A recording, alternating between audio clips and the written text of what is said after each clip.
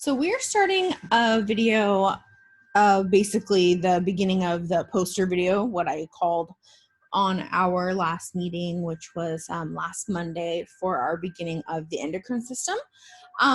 I definitely bit off a little more than I thought I could chew, if you will, by thinking how little, not time or effort this was going to take, but it's a much bigger kind of process than I thought it was going to be. So again, as always, if something doesn't work, you just figure out another way. I am going to be doing the poster. I'm doing it. I'm not going to tell you. Okay, I'm on my 5th poster. First one, we know how that was ruined if you read my announcement. And then I just went from I cannot have the body on the poster. It just was a mess. So I'm kind of trying to get it basically wrapped around to the point of what I always say. What is the most important thing that as a nurse you need to know? Because this is such a complex system, to trying to make little tips and tricks of how to remember certain things. So this has been, may or may not have been already like a 6-hour extravaganza for me, but it's worth it. I know it's going to be worth it in the long run. So I'm going to make 2 videos. The first video is I basically had to stop like writing on the poster board. I needed a minute. So I already knew that there was a few things that I wanted to say to kind of introduce the video, and some things that I wanted to kind of reiterate on what the point of this is. And again, we have 5 weeks, now we have 4 weeks. The first very time that we met was very, very, very, overview. And as you can see, if you read the chapter, the first chapter, and now you should have read, or at least by Monday, hopefully you have read the first half of the next chapter, I think it's 39, and you'll kind of see why. So basically, we're just going to kind of start here with just a statement of how we mentioned last time. So we're looking at homeostasis, right? Homeostasis is many, many things in our body that we talk about. Again, as many of you know, that is one thing that I really enjoy talking about, is homeostasis, and understanding that, and I had mentioned this last week as well, but it's very important to understand that there's several different systems in our body working at once, not just one system working all by itself and then another system all by itself. Of course it's going to be working together, me moving my arms, me being able to verbalize and speak and do certain things. It's not just the endocrine system, it's not just the nervous system, it's not just this system or that system. And we gave last week the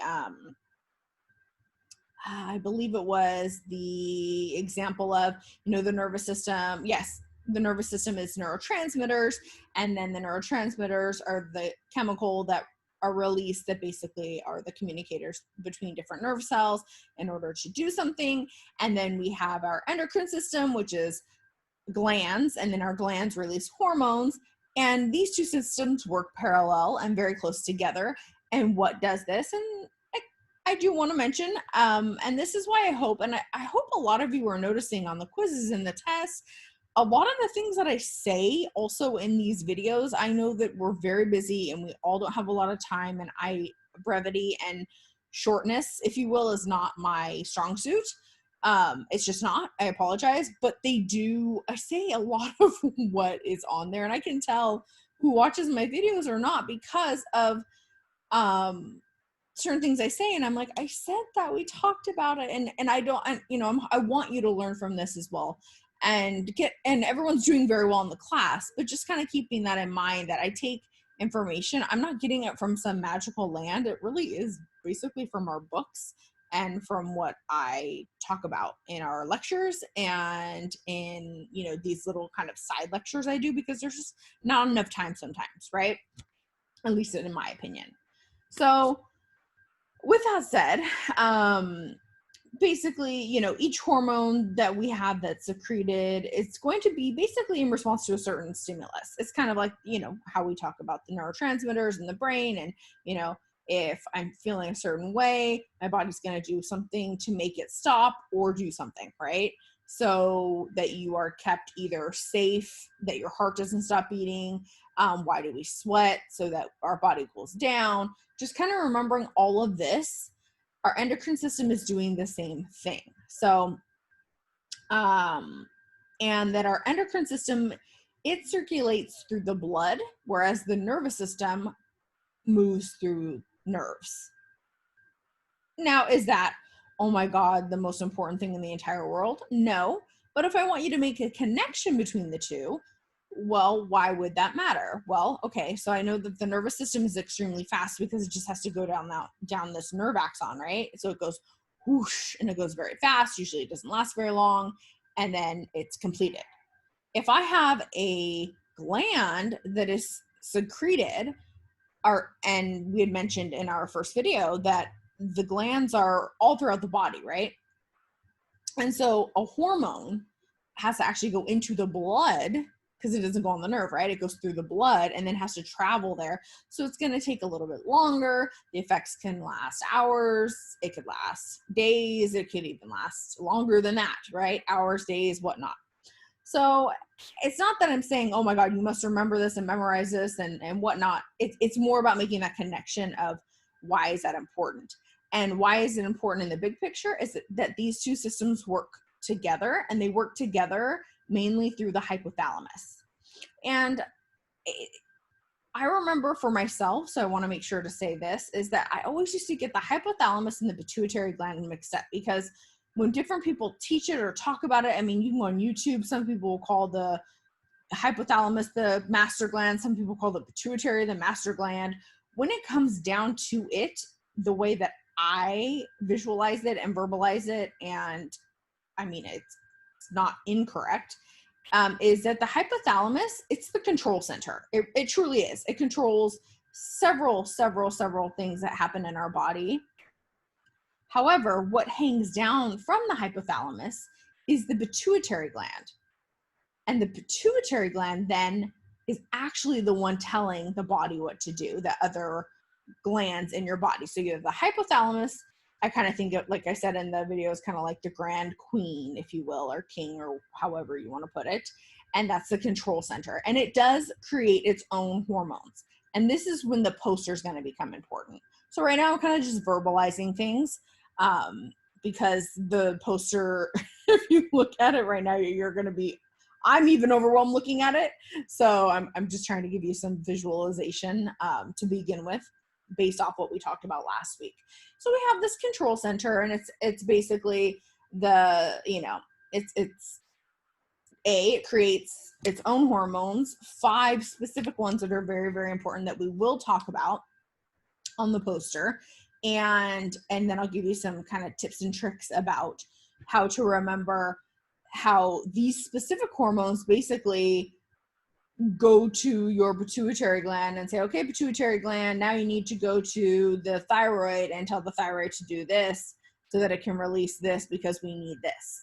And what does that all do? It creates homeostasis. That's all I'm going to say in regards to that part, because I think without the picture or the words or like me pointing at things, it can become confusing. But just remembering that your control center, which is your hypothalamus, it creates its own hormones. 5 basic, big picture, 5. So 5 hormones. And we will talk about those. And that your pituitary gland hangs down attached to your hypothalamus, and these are both in your brain. And your pituitary gland is your master gland, because your hypothalamus basically tells your pituitary gland what to do, and then it does what it needs to do. And for the most part, it's telling most of the glands in your body, signaling it. It's sending signals, and through the blood, because of a specific stimulus that might happen, it circulates through the blood, and then of course it's going to affect the target cells that have the receptors for that hormone. So it's like a lock and key. So one hormone can't just naturally say, hey, I'm from the gonads and I'm going to sneak in the pancreas, because it's not stimulating that response for that area. And why that's important is because when we get into the next chapter, which we're going to start on Monday, which is why I'm doing this lecture again, or adding on to the lecture, is because that's when potential things can become awry, such as your thyroid, which I think is one of the most known ones that we talk about, right? Or the pancreas, having low, either hypo or hyperthyroidism and having to treat it and whatnot. That seems to be pretty common as far as understanding just in life, because a lot of our family members might have issues with it. There's some that are more, that we don't hear as much about, like Addison's or Cushing's and again, hypo or hyper, and how we can fix them and all of that. So getting a good basis of what I'm talking about right now, from last Monday to this gibberish I'm just kind of speaking out into the computer about right now, to the poster, it sets you up for better success, hopefully, to kind of be able to, again, wrap your head around something that it doesn't have to be complex, I guess is what I'm trying to say. Is it? Yes. If you are going to major in the endocrine system and you are going to be an endocrinologist, it's going to take some time, right? That's not what you are. So what I want you to get is everything I've said so far, from the first time we talked, which was the basics, and now I'm bringing it up just a notch by talking to you, and then we're going to take it home, if you will, when we go to the poster. Okay, so I only have a few more things to say here, and this will be labeled video 1. And then we'll kind of move along to video 2, because I like smaller sections, like just personally. Okay, so we talked about homeostasis, neurotransmitters, the control center being the hypothalamus, and what is attached to the hypothalamus, the pituitary gland. The pituitary gland is the master gland, which does a lot of signaling from the hypothalamus, because remember, hypothalamus is a control center, so it's going to tell the master gland kind of, how to boss other glands around throughout the body. And that the hypothalamus itself, it doesn't just tell the pituitary gland what to do, but the hypothalamus in itself, the way it tells the pituitary gland what to do is because the hypothalamus creates its own hormones as well. And it creates 5. And that's what the poster is about. And then the pituitary gland in itself, remember in our conversation from Monday, it has an anterior and a posterior. And those produce things on its own. And so kind of the beginning part, I think, is the most confusing, which is why I'm adding so many things to it, such as this talk as well as the poster. And then once we get kind of past this part, I feel like it kind of rolls and it makes more sense, especially once you see it on the poster, at least for me. And I mean, I'm not an endocrine nurse. Yeah, I have a lot of experience because I have a lot of patients that do have, Addison's disease, thyroid issues, especially thyroid issues, because a lot of folks with, this is just a side note, with opiate use disorder, for whatever reason, I have no idea if there's a linkage between the two, but they tend to have hypothyroidism. Who knows why? No idea. Never had time to look at the studies.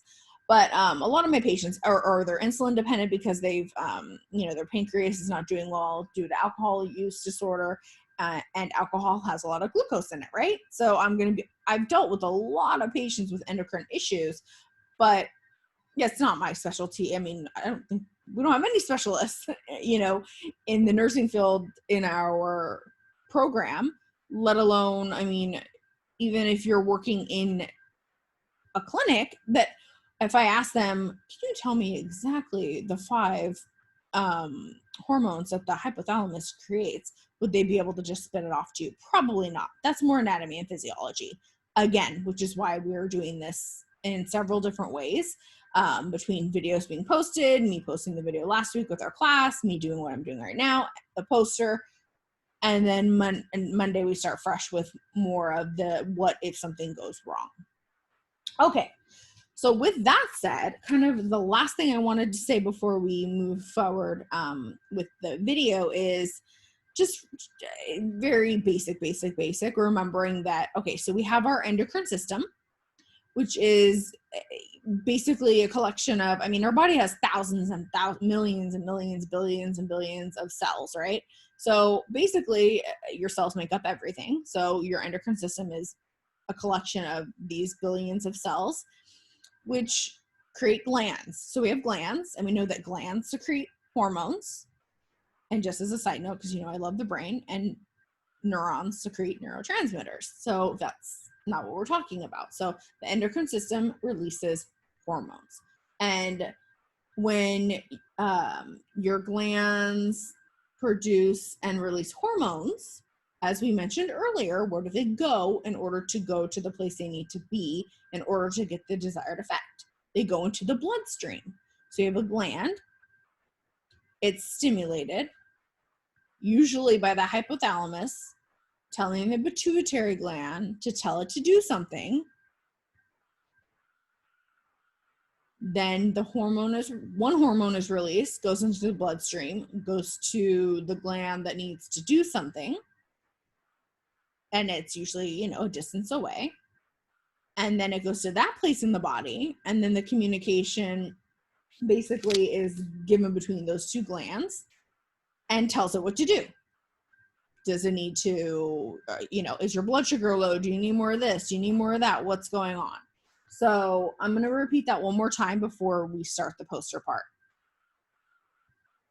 in a more brevity, short way, which is you have your gland. More than likely, if it's a gland that is a releasing hormone, which you'll know. So if your hypothalamus, which is your control center, which releases the 5 hormones as we talked about, if at the end it says releasing hormone, so if it's, I'm just trying to think of one off the fly here really quick. So let's just pretend we're talking about one of the hormones, and it is the growth releasing hormone.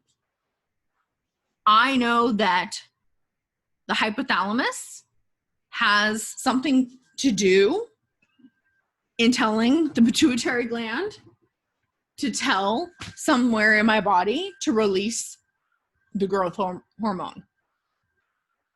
And I think you all know where and where that comes from and all of that. But just keeping that in mind. So if you are talking about the control center and it says releasing hormone at the end, that means that hormone goes somewhere else in the body. It goes through the pituitary gland first, and then the pituitary gland, being the master gland, says, okay, we need more growth hormone. Where am I going to go?